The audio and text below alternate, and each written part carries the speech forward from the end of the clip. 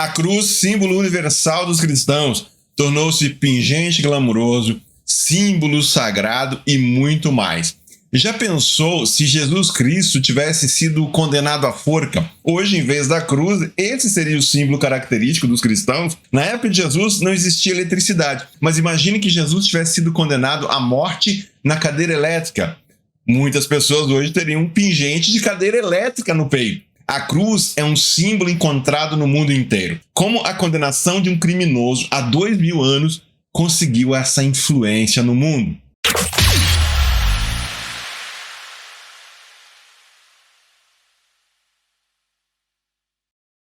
A crucificação era uma das mais terríveis maneiras de morrer.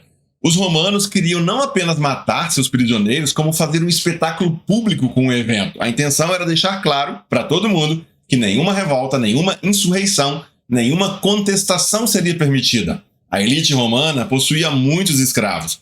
Eles dominavam sobre os povos e nações conquistados. Manter o esplendor, o luxo, as regalias e privilégios da elite de Roma tinha um preço. Um preço que alguém precisava pagar. No caso, os povos dominados e os escravos precisavam se manter em seus devidos lugares para que nada saísse do controle. Os generais, os políticos, os intelectuais precisavam manter as suas benesses. Claro, não podiam correr o risco de deixar essa maravilhosa estrutura desmoronar. A crucificação era, assim, um exemplo do que acontece com todo aquele que ousa questionar e se insurgir contra o sistema. Toda e qualquer ameaça à ordem do Estado seria erguida no madeiro de modo a inibir novas manifestações.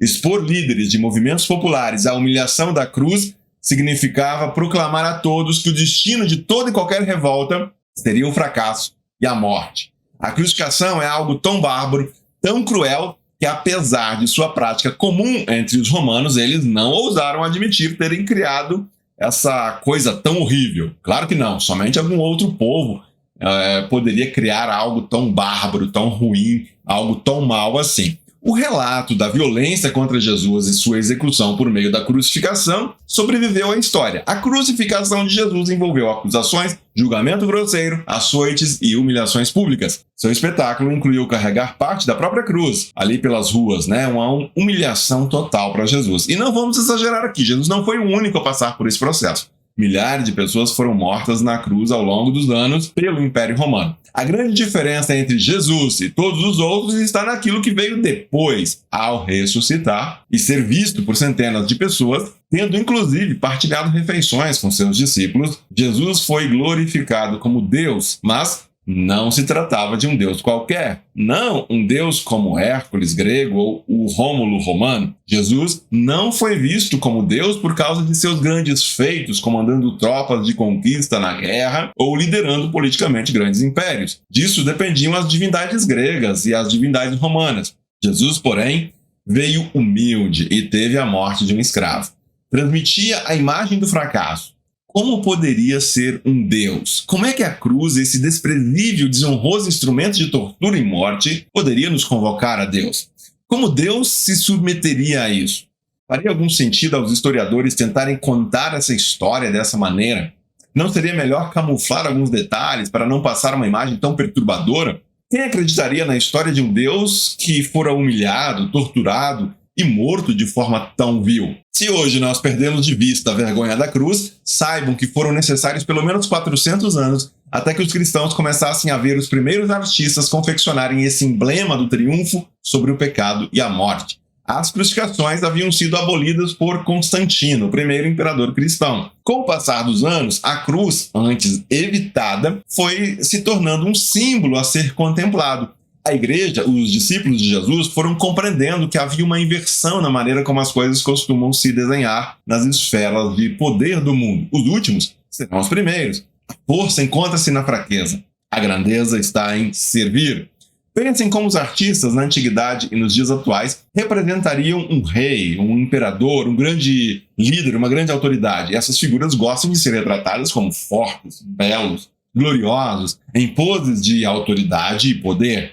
Boa parte do cristianismo tem, na figura do Papa, um grande líder. Conforme a tradição, o primeiro Papa teria sido Pedro. Pedro, um humilde pescador que largou o seu barco largou as suas redes para seguir Jesus.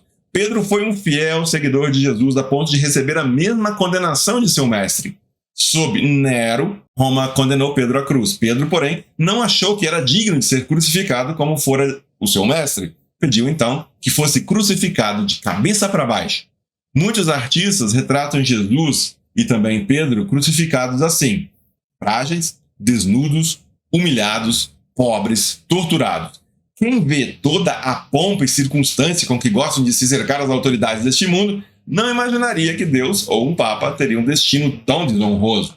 Já então, no início do século XVII, um artista de Milão chamado Caravaggio fez uma pintura da crucificação de Pedro. Menos de um século depois da Reforma Protestante, aquele que é por muitos considerado o primeiro Papa não foi retratado com pompa, esplendor ou riqueza. Quem olha para o quadro de Caravaggio verá um Pedro torturado, humilhado, quase nu. Verá literalmente as coisas de cabeça para baixo. A cruz é, portanto, o símbolo que também reflete como a relação do cristianismo com o mundo é paradoxal, refletindo fraqueza, derrota, humilhação, pobreza e morte, e ao mesmo tempo uma força incrivelmente poderosa. Alguns autores já se dedicaram a contar essa história de como o pequeno movimento em torno de Jesus se tornou uma força hegemônica na cultura e na história mundial. De forma impressionante, a cruz chegou a todos os cantos do mundo. Quando o mundo faz referência ao tempo, quando o mundo faz referência ao calendário, ele dá testemunho de que o próprio tempo foi cristianizado. Não é preciso fazer vista grossa para nenhuma arbitrariedade feita por cristãos ao longo da história, mas é inegável que um Galileu andarilho condenado à morte se tornou uma força poderosa capaz de impactar milhões de pessoas.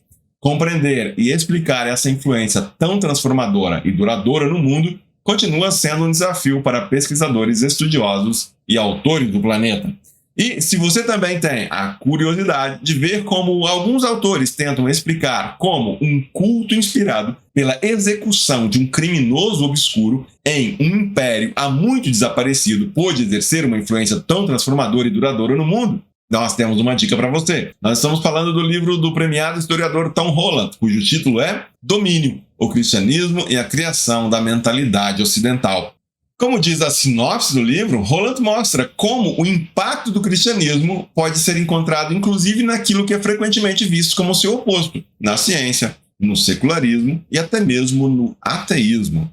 Este é um livro que explora aquilo que tornou o cristianismo tão revolucionário e inovador, como ele saturou a mentalidade da cristandade latina e por que, em um ocidente que frequentemente duvida das alegações religiosas, tanto dos seus pressupostos permanece, para o bem ou para o mal, completamente cristãos. Enfim, Jesus Cristo acabou impactando vidas de tal maneira que o mundo foi redefinido por ele.